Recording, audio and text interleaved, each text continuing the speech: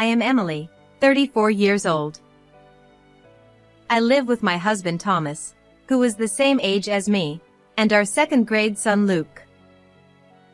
My husband is a gym instructor, and I support our family while doing housework and part-time work. Until our son started elementary school, our family of 3 lived peacefully, but 2 years ago, when my mother-in-law moved near our apartment, our lives began to change little by little. My father-in-law passed away from illness when my husband was 5, and without siblings, the mother-in-law seems to be an irreplaceable person to my husband.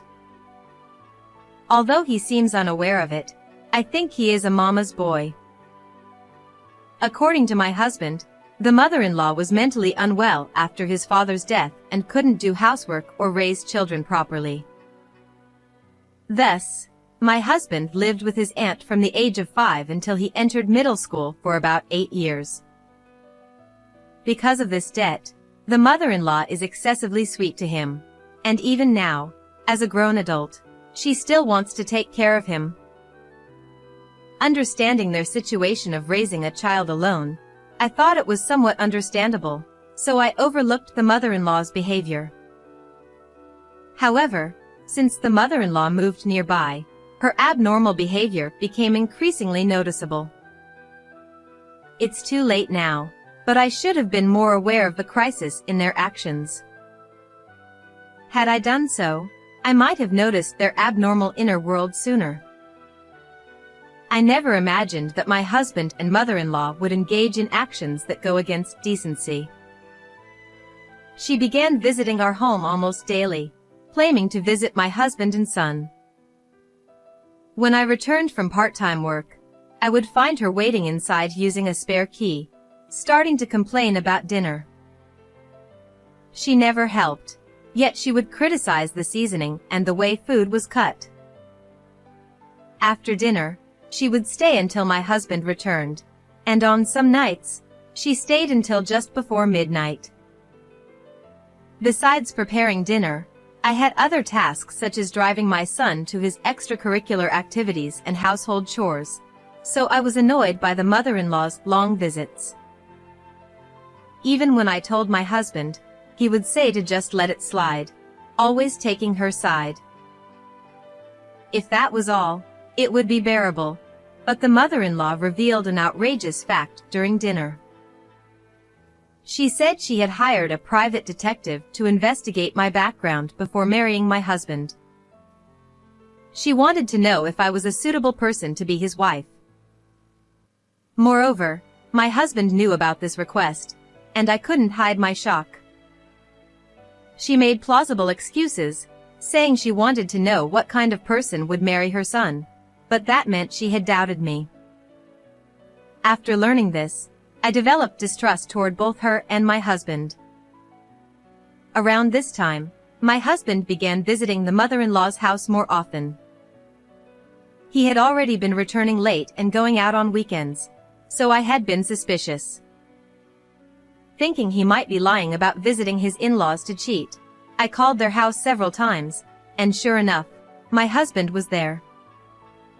When I asked the mother-in-law, she said my husband was helping with high places and fixing broken appliances that she couldn't handle.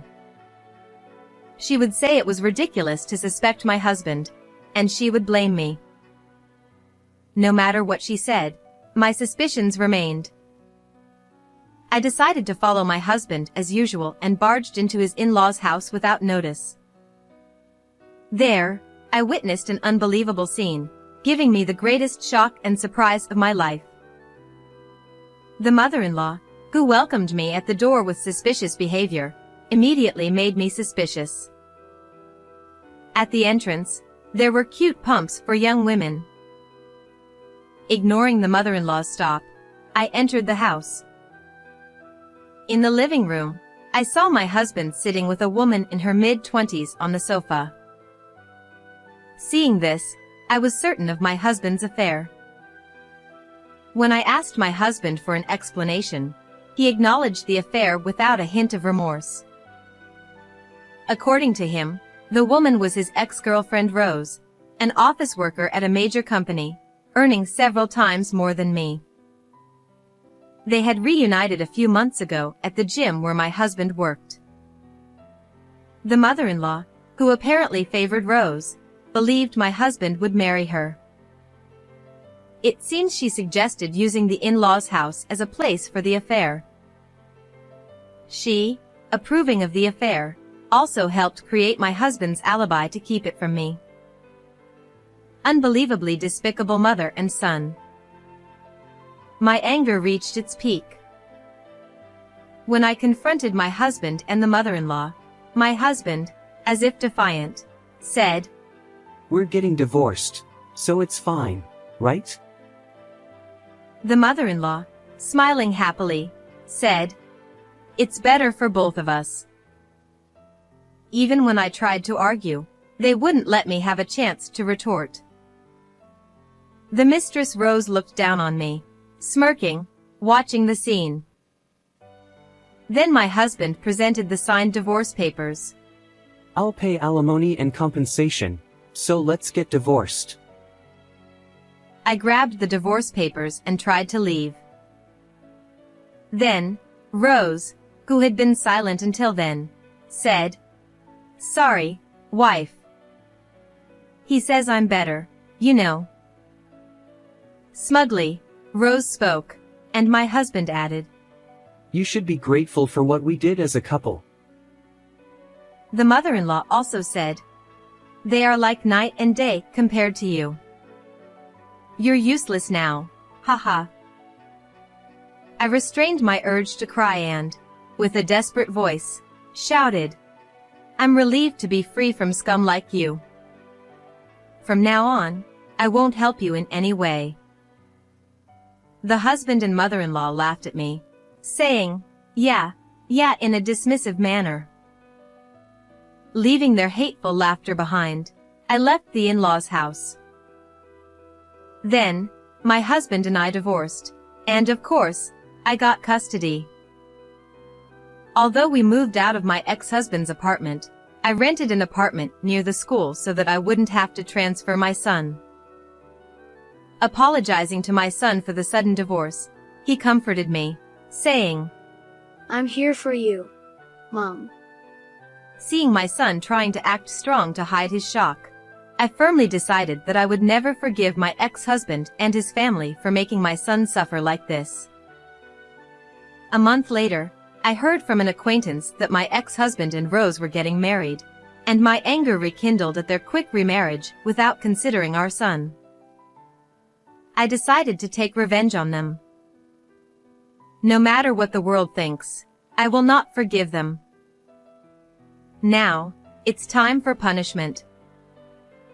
On the day of the ex-husband and Rose's wedding, I visited the wedding venue. Checking the guests, there were, as expected, many colleagues and bosses from both ex-husbands and Rose's workplaces, including my former mother-in-law. I couldn't enter the venue as I wasn't invited. So, I found the wedding planner, pretended to be Rose's friend, and entrusted him with something. After completing my errand, I left the venue immediately. The next day, I called my ex-husband. I knew he shouldn't have answered, but I had to see if he was shocked. He answered the phone, completely dispirited, his voice lifeless. In a weak, unfamiliar voice, he said, "Emily, what do you want?" I said, "I heard yesterday was your wedding. I thought I'd congratulate you, though a day late." Trying to stifle a laugh, I said to him. After a while of silence, he replied, "I broke off the engagement with Rose," in a trembling voice, and began to recount what happened yesterday. After friends and colleagues finished their performances, an unexpected video letter from Rose's friend was played. It seems Rose had heard from the planner beforehand but allowed it without suspicion. The video letter was simple, with a dark screen and subtitles of the audio. However, the content of the video shocked everyone at the venue. The video letter recorded the revelation of my ex-husband, Rose, and the mother-in-law's affair conversation, which took place when I barged into their house. The mother-in-law's role in providing the affair location and their cruel and vicious remarks were exposed in front of everyone. Naturally, my ex-husband, Rose, and the mother-in-law were fiercely criticized by the guests. My ex-husband and Rose couldn't endure the criticism and broke off their engagement immediately. He couldn't bear the cold stares from his colleagues and bosses and resigned voluntarily. Rose's parents cut ties with her, and she lost her job, moving out of the luxury apartment to the countryside. It was self-inflicted, but she faced the bitter consequences. After my ex-husband finished talking, I mercilessly said, "Well, that's karma, right? By the way, just so you know, I'm the one who asked them to play that video letter, haha." Hearing this, my ex-husband, You don't mess with me. He started to yell, so I got annoyed and hung up the phone. A year later, my ex-husband and his mother rented a cheap apartment and started living together. They had planned to rely on Rose's financial support to live comfortably, but with the broken engagement, that dream was completely shattered. To pay for monthly child support and alimony, my ex-husband now works both as a truck driver and at temporary jobs. He often complains about how exhausting it is, as he spends long hours away from home. His mother tried supporting him by working part-time, but with her personality, she couldn't keep any job for long. She uses her meager pension for living expenses, but it hardly makes a difference, according to my ex-husband. Since our divorce, I've become a full-time employee, and every week, my ex-husband shamelessly asks for a reduction in child support or to borrow $1,000 because he's really struggling. But since they brought this upon themselves, I never gave in to his demands. Seeing my ex-husband and his mother struggling with their tight living conditions, I felt I had already achieved sufficient revenge. However, I had no idea how truly dangerous his mother was. I never dreamed that his mother's reckless behavior would lead to a major incident. I noticed something was off with his mother's behavior on the day my son had a rare visit with my ex-husband. After the divorce, my ex-husband requested to see our son once a month, and reluctantly, I agreed. However, I did not allow visits with his mother, and this was stipulated in the mediation agreement, so I thought she understood this. After my son came back from meeting his father, I always asked him in detail about what they talked about. People might laugh at me for worrying too much about my son, but on this particular day, my son said something concerning. While he was meeting his father at a family restaurant, his grandmother kept calling his father's phone, begging to see her grandson, which my son found frightening due to her abnormal persistence. After hearing this, I immediately warned my ex-husband to keep his mother in check, but from that day on, her behavior became increasingly erratic. The worst part was that their apartment was very close to my son's route to school, so she started lying in wait for him on his way home. Sometimes she would appear in front of him, pretending it was a coincidence, and forcibly give him sweets. I got a compliance order through family court to prevent her from contacting my son, but her bizarre behavior didn't stop. As I started considering moving for my son's safety, an incident finally occurred. That day, as usual, I checked the GPS on my son's kid's phone from work to see if he had returned home. However, the phone seemed to be turned off as there was no response.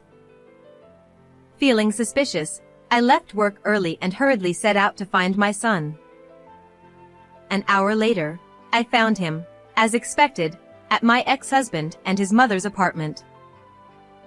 When I arrived at the apartment, my ex-husband, whom I had contacted in advance, came back a little later.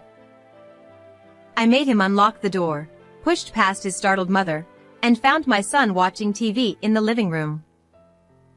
Relieved he was safe, My relief was short-lived as I immediately confronted his mother.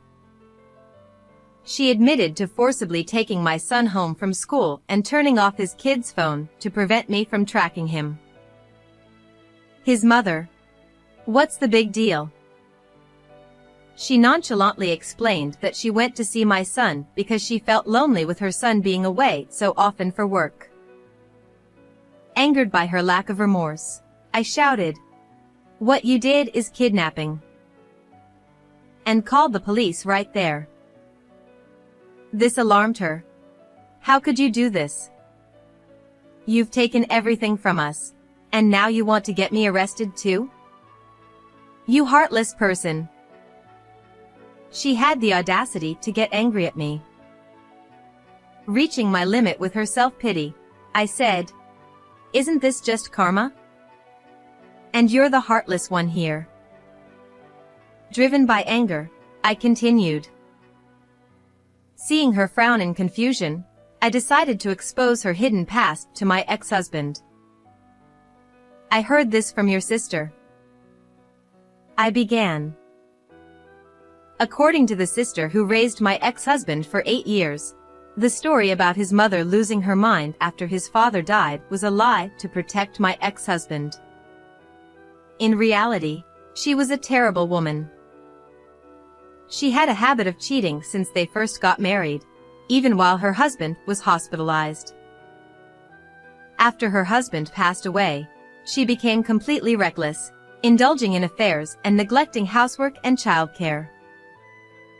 Seeing this, her sister decided to take in my ex-husband while keeping the truth hidden. By the time my ex-husband was in junior high, she had calmed down with her affairs, and they started living together again. Hearing the truth, my ex-husband was stunned into silence. His mother. "That's not true. This must be a made-up story." She desperately tried to explain. "You had a detective investigate me thoroughly before our marriage, yet you're the one with a shady past." I was shocked. I said with a laugh. My words seemed to hit her hard, as she collapsed on the spot, while my ex-husband looked down at her with disgust. Devastated by her beloved son's attitude, she began to sob and was taken away by the arriving police officers. Afterwards, she was arrested and received a suspended sentence, but my ex-husband completely abandoned her after learning the truth. She lost her home and her beloved son. She apparently went back to her hometown, relying on relatives, but due to her past misdeeds, she now lives with a very narrow sense of shame. I decided to move after this incident. My son also expressed a desire to avoid any involvement with his father's family, so I plan to petition the family court to refuse further visitation. I won't be giving my ex-husband our new address or phone number. From now on, I plan to cut off all ties and start a new life with my son. Although my ex-husband hesitated until the end, when I mentioned, should I file for an increase in child support, he finally agreed. I managed to find a new job at our new location, but I realized the need to gain some qualifications for future security. I plan to make time to study for certifications. Though my son had to change schools because of the move, I'm confident I can do well anywhere. So I'm fine. He showed a positive attitude. Following his lead, I also intend to live positively. How did you like today's story? Please don't forget to subscribe to my channel. See you in the next video.